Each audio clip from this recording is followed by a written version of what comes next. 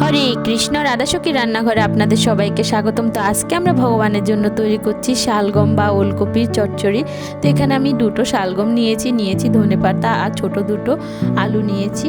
তো এখন বাজারে প্রচুর পরিমাণ শালগম পাওয়া যায়, যা অনেক পুষ্টিগুণ সমৃদ্ধ আর অনেক সুস্বাদুও। তো এখানে আমি আলু আর ওলকপিগুলোকে খুব ছোট ছোট করে কেটে নিয়েছি, সাধারণত আলু চচ্চড়িতে যেরকম করা হয়।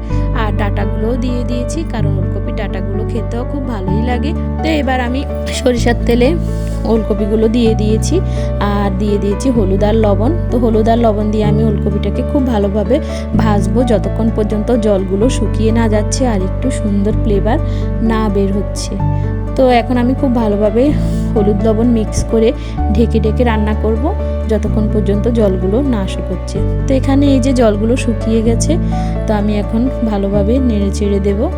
তো আমার ভিডিওগুলো যদি আপনাদের ভালো লাগে অবশ্যই আমার চ্যানেলটি সাবস্ক্রাইব করবেন, লাইক দিবেন, শেয়ার করে দিবেন, আর কোনো মতামত থাকলে কমেন্টসে জানাবেন।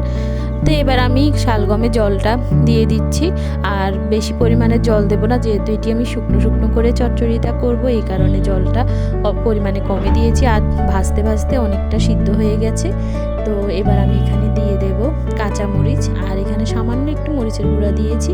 তো এটা চাইলে আপনারা আর একটু ঝালও করতে পারেন, আবার ঝাল কমও করতে পারেন।